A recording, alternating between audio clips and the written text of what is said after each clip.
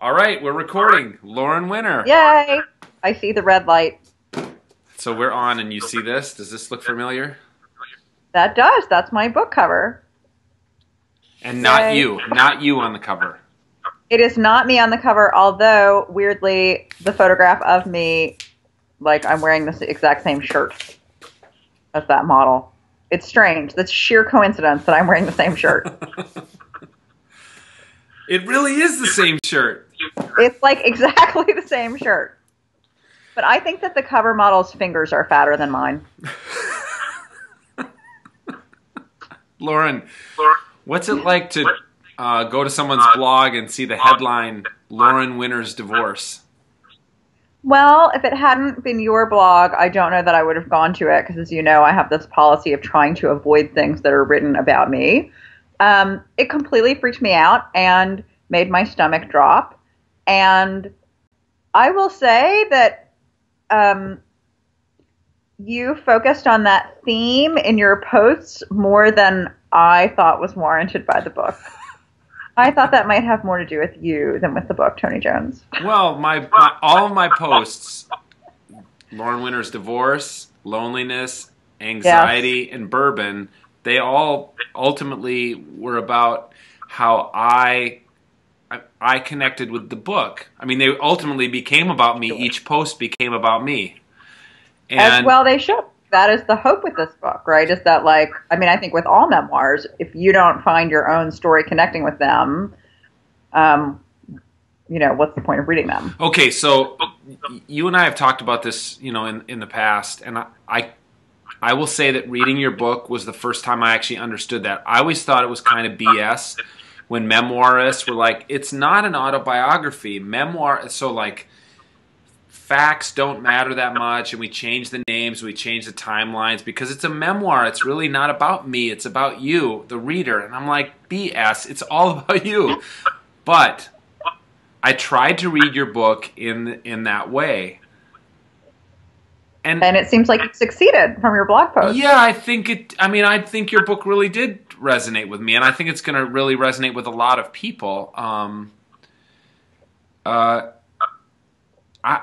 I still think, of course, a memoir is really about you. I mean, I don't really get why in the preface you say this is not a memoir. And then I know, like, so like 90 people have told me that I should not have said that, and I'm willing to, like, say that maybe I shouldn't have said that. I said that it wasn't a memoir for these kind of narrow technical genre reasons of, like, it's not a full-fledged, thick narrative. It doesn't, I think particularly as you read further, like the second half of the book, and maybe this is just a failing on my part as a writer, but I feel like narrative kind of falls away. And I guess I think that if it were, like, I remember when I first submitted my first draft of Girl Meets God to my editor, and one of her criticisms was, every single chapter is about you and church and conversion and Jesus, and we need a few more chapters that are just about the rest of your life. So I went in and wrote a few chapters that were fleshing out being a grad student or other aspects of my life, and I feel like that is missing, and intentionally so, from Still, that I was trying to really focus on this theme of encountering God's hiddenness, encountering my own boredom with Jesus and myself and spirituality. So I don't feel that there are these kind of fleshing out thicker chapters that are like Lauren goes shopping and buys a pink shirt. I see. And you mentioned this in the Q&A in the back of the book also, but the second half of the book is more episodic. There's not, it's impossible to discern a timeline, except that you do at points say, and now it's Lent. Maybe a slight overstatement. And now it's Lent. Like, right. That's interesting that you write like this. I found that, and I'm wondering if you did that intentionally, but I found that a little discombobulating as a reader, because it's not, there would have been a way to, like, write a memoir that follows the liturgical year and the Lent of your experience. And, you could have ended this one like, on Holy Saturday at midnight or something, right? Like at the end, like is the tomb going to be empty or not? But that's not really how you did it.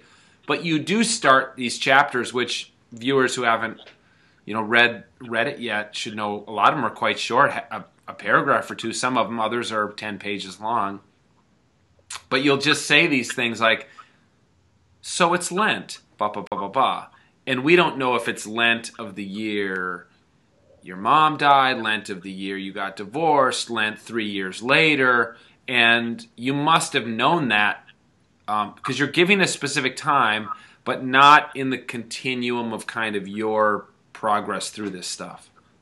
So I was under the illusion that it can be read as sort of unfolding over a kind of 9-month period. But I don't think it's heavily chronological. And I think actually the question, and again, this just may be like my shortcoming as a writer, I think the question is less, does it flow chronologically? To me, the more important question is, does it flow thematically?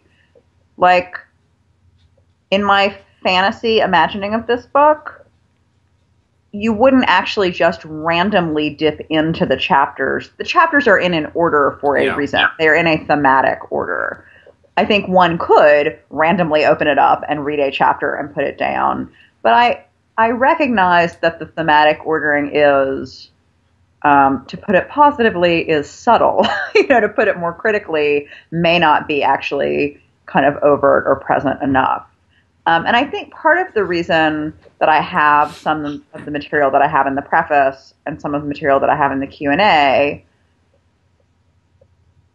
is that I'm trying to, well, you could put it two ways. I'm either trying to help the reader or I'm trying to control the reader's experience. I shouldn't be trying to control the reader's experience. The reader should have the experience she wants to have. But, of course, as a writer, you struggle between wanting the reader to feel free to have her own reading of the book and wanting to give her some hints about, like, but this is really how I want you to read it. This is really what I want you to get from it. Yeah, that's interesting because I don't think it's ever explicit in there that it could be that it's kind of a journey over a 9-month period. It's a very short book, but it seemed to cover a lot more than 9 months. To me, as a reader, I'm reading it going, oh my God, this is like, how many, 3 years? Maybe 3 years I would have guessed. There are sort of flashbacky scenes, right? So there's that chapter at my mother's grave that obviously there's a hook of a particular visit to the grave during the season of Epiphany, which chronologically happens after the Thanksgiving chapter that came before it. But there are these several visits to the grave that happened over a time span that are kind of layered on top of one another. So, again, I was more concerned to have this thematic movement than to have a kind of heavy-handed, clear chronological movement. Yeah. One other thing that you and I share in common, I think, is that I don't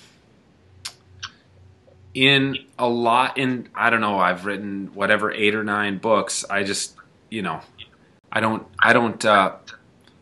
lose sleep over them like you do. You know what I'm saying? I'm more like the Dan Brown of Christian nonfiction. But I have books dedicated to my former spouse. I have books where I tell anecdotes about my former spouse.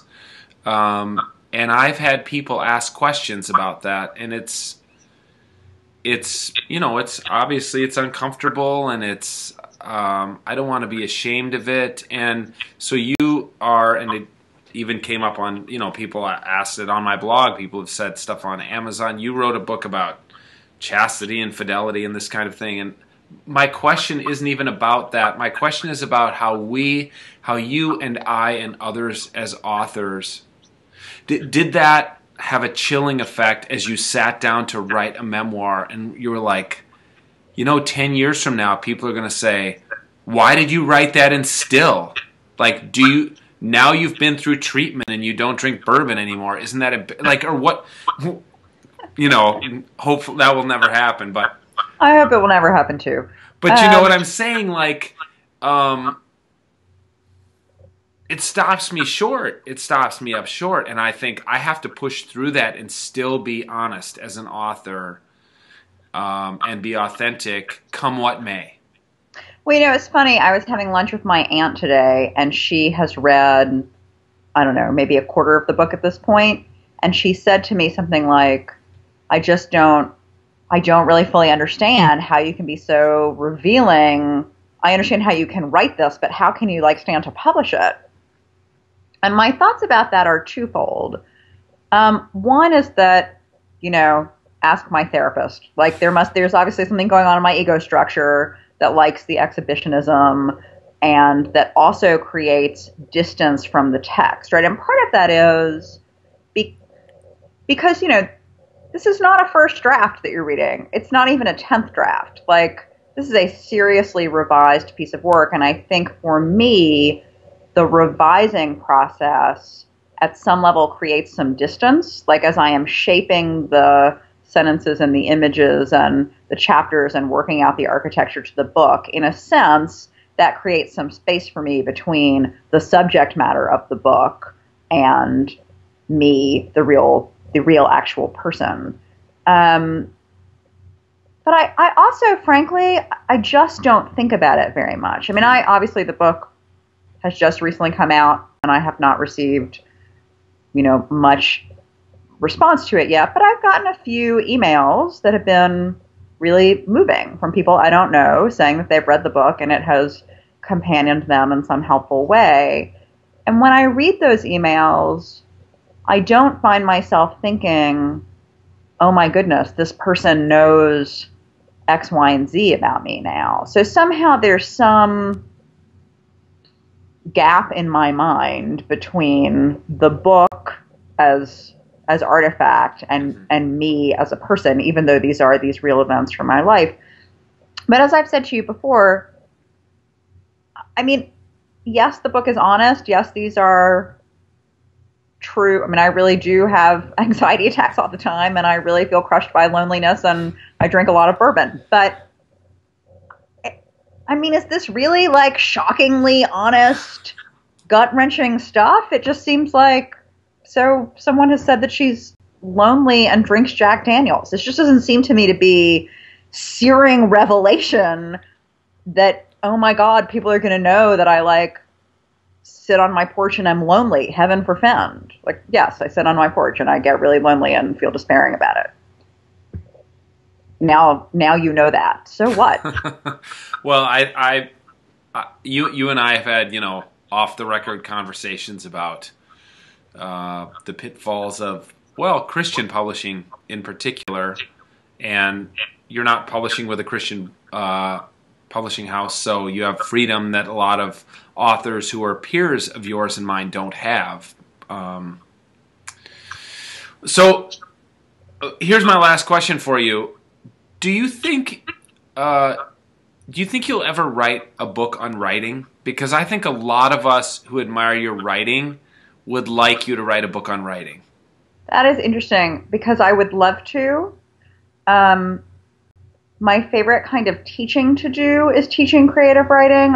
It's the kind of teaching that I think I do best, and it's the kind of teaching that I feel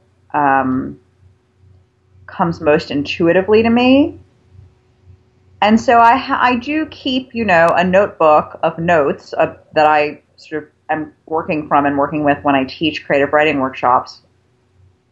I think you have to be a pretty successful creative writer to pull off writing a book about writing. And I don't think that I am there, and whether I will ever be there or not remains to be seen. But I do enjoy thinking about craft questions, and I think it would be really fun to think about those questions on paper, to write about them. Mm-hmm. But you're actually the person who has ever said that to me, so that feels very encouraging. Thank you. Well, I would love it. I would read it. I think a lot of people would. What could we call it? Not bird by bird. Stone by stone. We have to come up with a good title. That one's already been done. Yeah, it has been. We'll come up with something. The Girl in the Funky Glasses. No, I think that like I am now 35. I don't really think I can keep having girl in the title of my books. Maybe when I'm like 80, I can return to that, but I'm not sure you can really pull that off here at middle age. I wasn't thrilled about it when I was 24, but All right, I'll think of a book title. title. All right. Okay. Thanks. Awesome. Thank you. I hope a lot of people really buy Still and read it. I really think it'll be, and I mean this in the least cliche way possible. I think it'll actually be a blessing for people who read it, who are Blessing's not cliche. at our stage in life. Blessings aren't cliche. I mean, I was just at a class tonight where I was kicking around the word accountability. That That's might cliche. be cliche. I'm in favor, as you know, of blessing groups, not accountability groups. I'm all for blessings. Okay. Well, I think your book will bless a lot of people. Thanks. Thanks, Lauren. Cheers.